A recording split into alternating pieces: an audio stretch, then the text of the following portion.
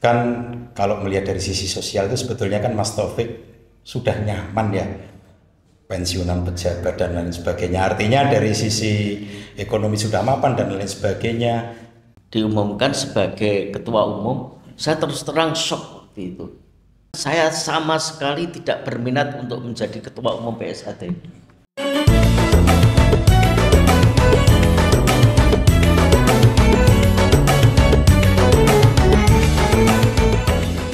Bismillahirrahmanirrahim. Assalamualaikum warahmatullahi wabarakatuh. Waalaikumsalam warahmatullahi wabarakatuh. Salam persaudaraan, PSHT 1, Jaya. PSHT Jaya, PSHT produktif, manfaat untuk kita semua. Para katang warga dimanapun berada, pagi ini kami dari tim Humas akan bercengkrama ya dengan Ketua Umum kita, juga sekaligus dengan Ketua Pemprov Jambi, Ketua Umum kita Mas Taufik Sugeng Enjang, Mas Taufik, dan Ketua Pemprov Mas Ismun Nandar Sugeng Enjang, Mas Is. Semoga semua dalam keadaan sehat ya.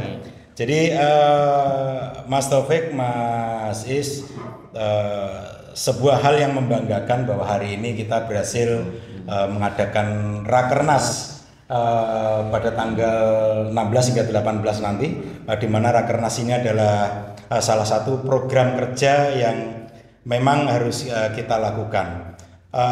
Ada beberapa hal yang mungkin ingin kami tanyakan biar sedulur-sedulur semua tahu. Hal yang pertama mungkin ke Mas Is. Mas Is, gimana rasanya menjadi tuan rumah Rakernas ini, Mas Is?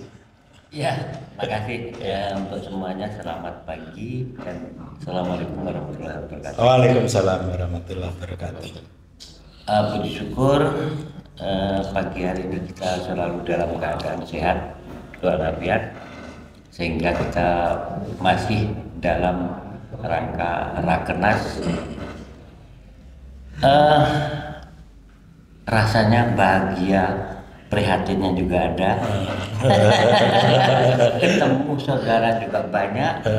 Di samping itu kita di dalam melaksanakan amanah daripada pusat PSHT untuk menjalankan Rakernas ini penuh dengan tanggung jawab yang harus kami lakukan bersama dengan panitia, dengan penuh rasa keikhlasan, dengan penuh rasa kebahagiaan, sehingga yang kami lakukan mudah-mudahan harapan bisa menjadikan mendapatkan hasil nantinya dalam menjalankan kehidupan berorganisasi yang dari ke depan lebih baik. Iya. Terima kasih Mas Is. Jadi saya rasa pilihan dari pengurus pusat tidak salah ya untuk menjadikan Jambi menjadi tuan rumah ya, Mas Is ya. Ya, semoga demikian. Amin. Ini ke Mas Ketum nih. Mas, kenapa pilihannya Jambi, Mas? Alhamdulillah, saya bangga dengan Jambi karena sejak lama kita sudah ngincer. Jambi ini banyak potensi yang dikembangkan oleh dulur-dulur di sini, produktif, Mas.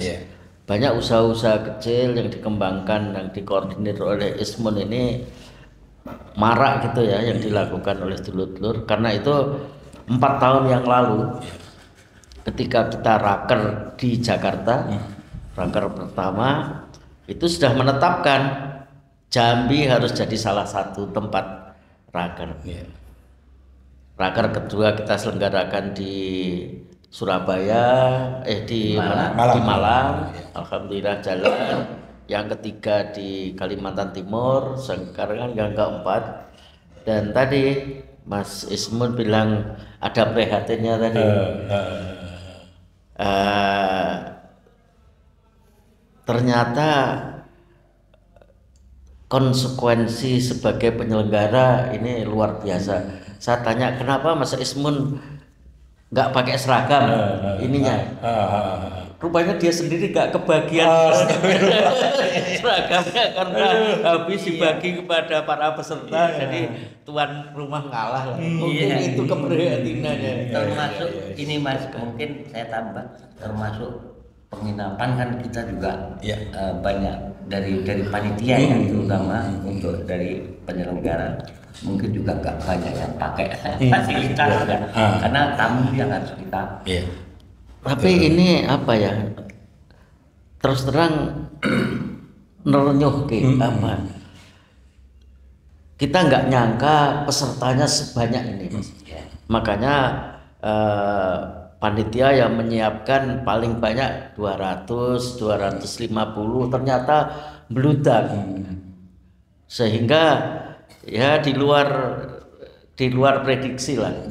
Jadi saya bangga dengan Mas Ismun dan kawan-kawan dengan segala macam energi yang dimiliki, meskipun nggak kebagian seragam nggak apa-apa, yang penting dulur-dulur terlayani dengan baik. Dan rupanya beliau ini punya dendam yang positif karena waktu di Jawa Timur 3 tahun yang lalu terlantar nggak dapat tempat tidur.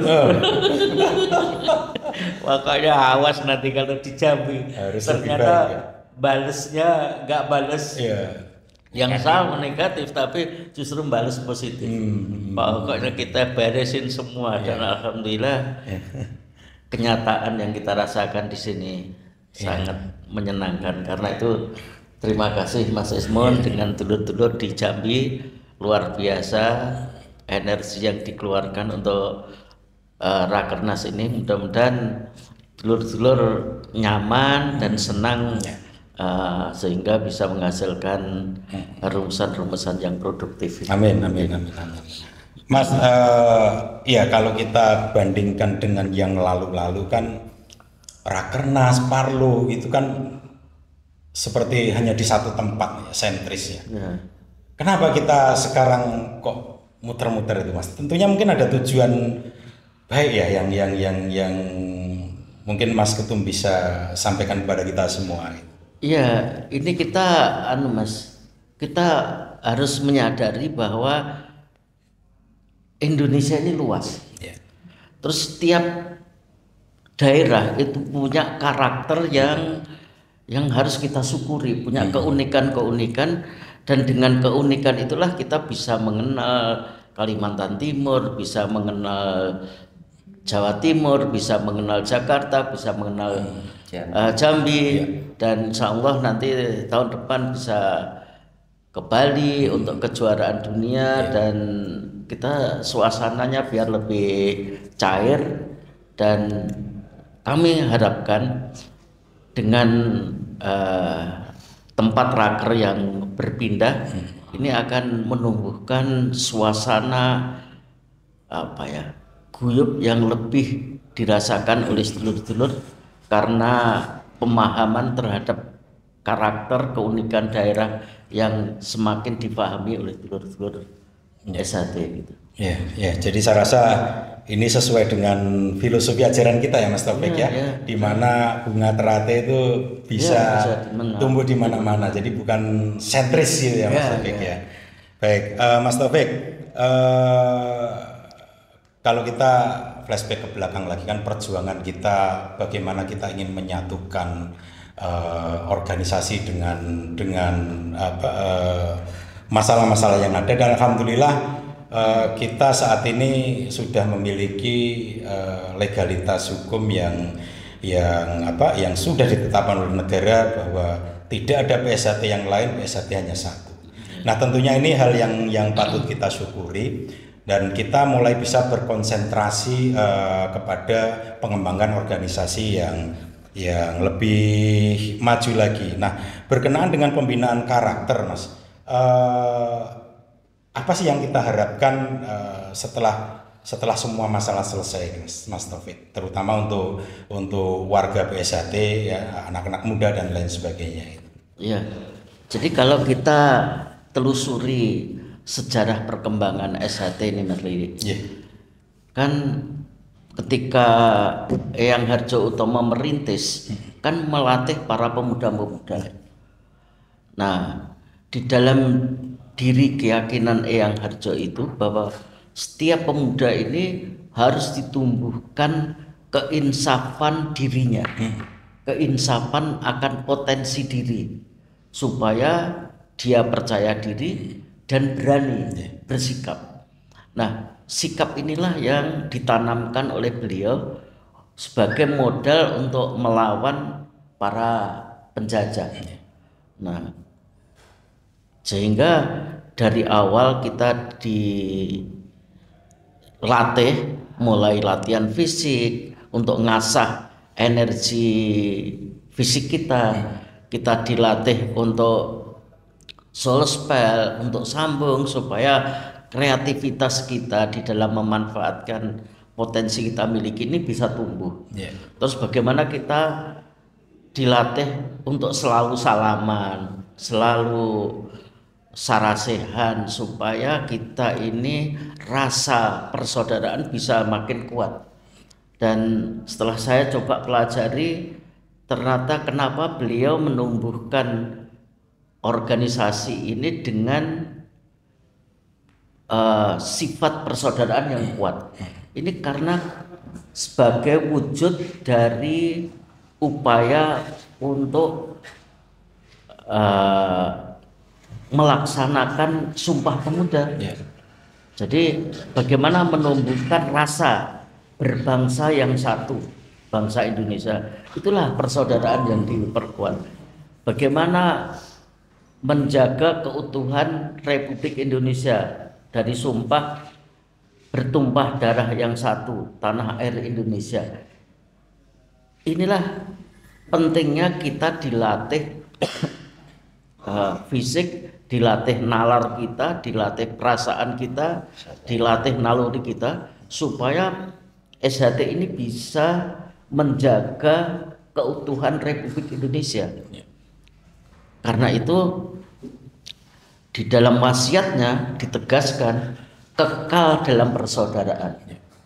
Bahkan untuk menjamin kekal dalam persaudaraan ini, kita semua disumpah.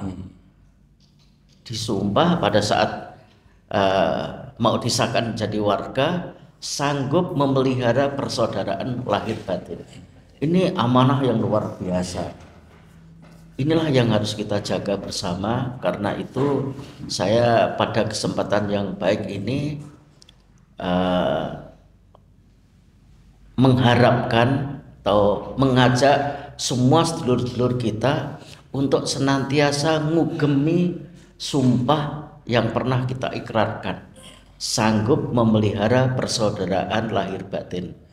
Jadi para kadang SHT yang mengakui Eyang Harjo sebagai pendirinya, ya harus guyub rukun. Karena amanahnya jelas.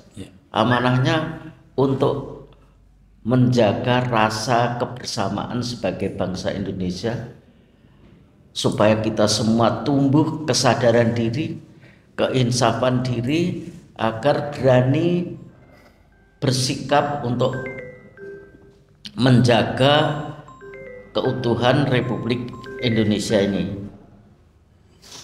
Jadi ini pesan yang sangat penting. Mudah-mudahan melalui Rakernas ini kita semua bisa mengkonsolidasikan energi kebersamaan kita, bisa mengajak sedulur-sedulur kita yang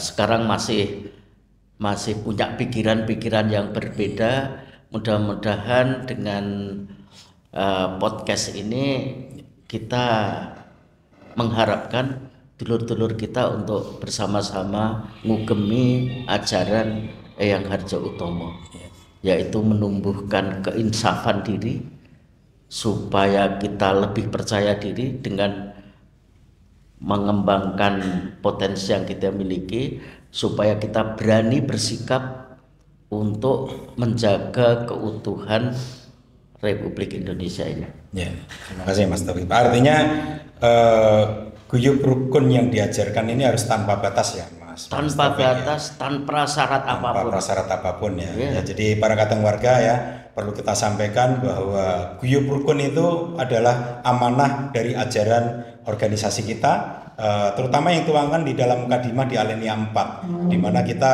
harus mampu menjadi tali pengikat saudara antar warga Setiahati ya. Nah, ini balik lagi ke Mas Is nih, berkenaan dengan pembinaan karakter. Kalau tadi malam kita sempat sedikit speak dengan Wakil Gubernur ya Mas Is ya, itu bahwa PSHT ini sinkronisasi dengan pemerintah itu sangat luar biasa ya, dan ini mendapatkan apresiasi ya dari pemerintah daerah, baik prestasi dan lain sebagainya. Nah, ini mungkin bisa disampaikan ke para kadang semua. Mas Is, mungkin Jambi ini bisa juga menjadi contoh. Kira-kira apa rahasianya Mas Is? Ya, makasih. Khusus di Jambi, kami selaku Pemprov dan juga ada di daerah-daerah, kami selalu menyampaikan program pusat di samping organisasi, kebermanfaatan dengan masyarakat, pemerintah otomatis membantu program pemerintah, itu kita lakukan, baik itu donor darah, baik juga menanam pohon yang telah kita lakukan seperti itu. Artinya kerja bakti yang sifatnya di lingkungan mereka berlatih di desa atau di dusun bahkan itu selalu kita lakukan. Jadi pemerintah itu selalu juga melihat keberadaan kita. Jadi kalau diakui ya itu memang itu yang kami lakukan. Kemudian peningkatan daripada sumber daya manusia khususnya di Jambi, semacam pembinaan usaha-usaha kecil yang dilakukan oleh saudara-saudara kita. Jadi artinya tidak hanya melulu pencak saja ya Mas Is ya. Insya Jadi Allah pencaknya itu tidak hanya lahirnya saja, Iya. tetapi dari sisi yang lain juga kita bina ya Mas Is ya. Dan kita dalam situasi yang prihatin seperti ini mudah-mudahan juga segera selesai. Artinya pemahaman memaknai persaudaraan tadi, tapi kalau masih belum mampu menerima perbedaan itu sudah sebenarnya melawan kodrat. Dan persaudaraan ini bukan hanya sebenarnya tujuan akhir itu bukan hanya oh ini saudara saya Esa, inilah saudara saya. Artinya persaudaraan, makna persaudaraan yang sebenarnya itu mampu menjadi pribadi untuk dijalankan di kehidupan masing-masing. Saya kira itu yang perlu ditanamkan kepada saudara-saudara kita, sehingga kita tidak terlalu gegabah untuk menjawab atau meladeni pihak lain atau saudara untuk seperti apa ya yang disampaikan di depan, kita membalas dengan yang lebih baik, artinya positif yang kita harus lakukan. Mungkin itu Mas. Oke, terima kasih Mas Taufik. Berkenaan dengan kita beralih ke prestasi ini, akhir-akhir ini ya, mungkin apakah memang penyebabnya yang lalu ya tentang prestasi ini kita agak menurun nih. Bagaimana Mas Taufik? Langkah-langkah apa yang harus kita lakukan dan saat ini sedang dijalankan oleh pengurus pusat untuk mendongkrak kembali prestasi kita, Mas Taufik? Ya, alhamdulillah kita setelah mendapatkan pelajaran banyak sekali dari dinamika organisasi kita yang telah berlangsung mungkin lebih dari 10 tahun ya, sehingga kita abai terhadap sumpah kita sendiri. Jadi prestasi itu bagian dari sumpah kita, Mas. Di dalam sumpah kan menjadi contoh dalam pencak silat. Nah, agar kita menjadi contoh, ya kita harus berprestasi. Di gelanggang harus menang gitu. Tapi itu beberapa tahun terakhir ini kita abaikan. Sehingga baik itu di PON, di beberapa event ini cenderung menurun. Nah, atas dasar kesadaran itu, maka dengan pulihnya badan hukum dan sebagainya, ini kita bisa kembali untuk mempersiapkan adik-adik kita agar bisa menjadi contoh dalam pencaksilat.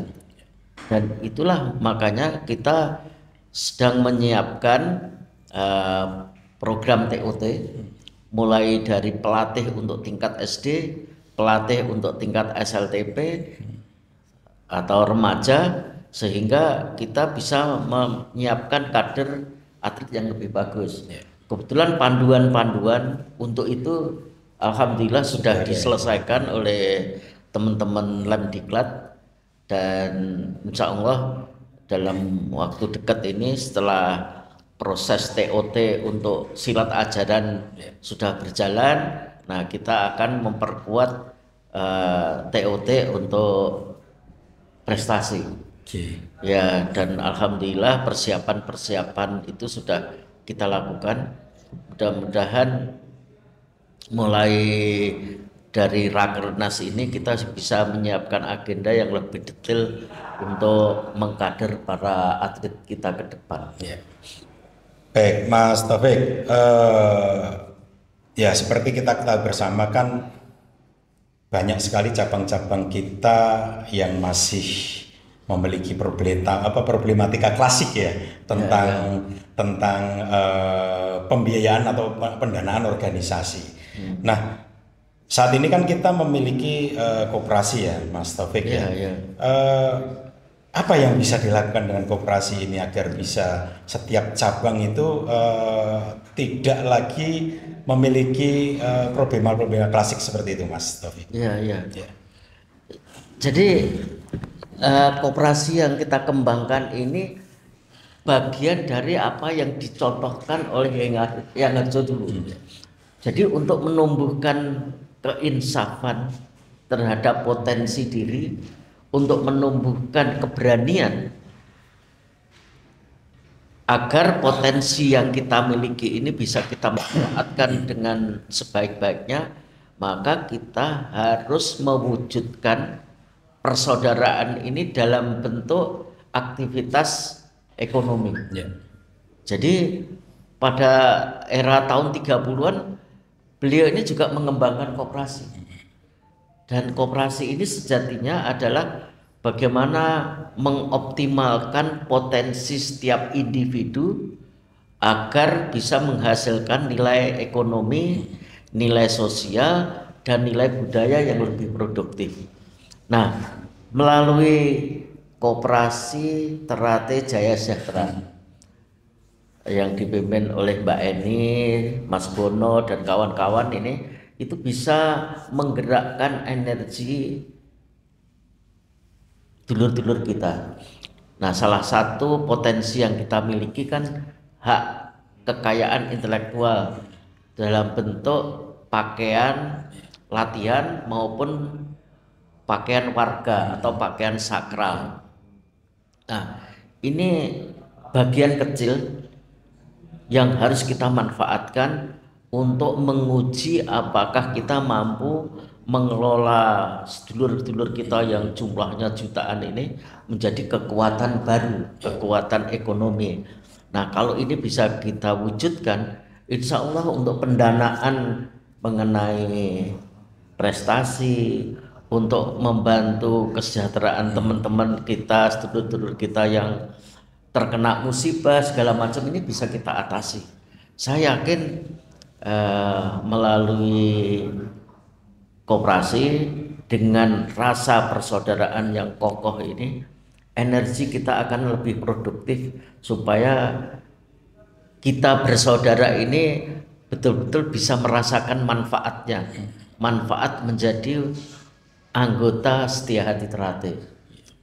Saya optimis lah dengan semakin guyup dengan sarasehan yang akan kita kembangkan, apalagi didorong oleh perkembangan teknologi informasi yang luar biasa ini, sehingga setiap potensi yang dimiliki oleh setiap individu itu bisa kita gerakkan untuk tadi meningkatkan nilai ekonomi, nilai sosial dan nilai budaya, sehingga kita bisa memberikan kontribusi yang lebih nyata bagi warga maupun bagi bangsa Indonesia.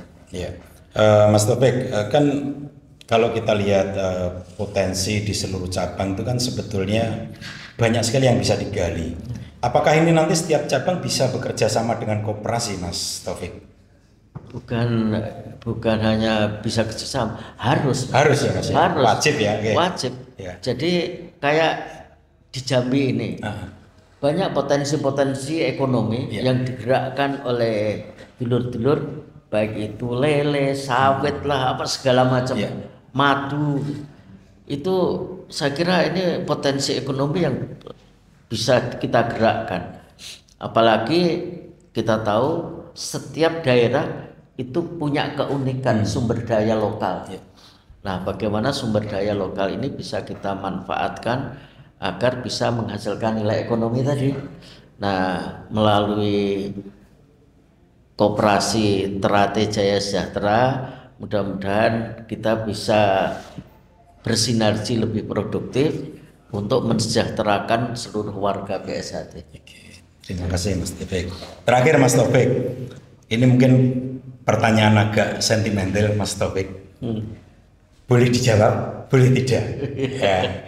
Jadi biar para kadang warga di luar sana tahu siapa sejatinya Mas Taufik sebagai ketua umum kita ya.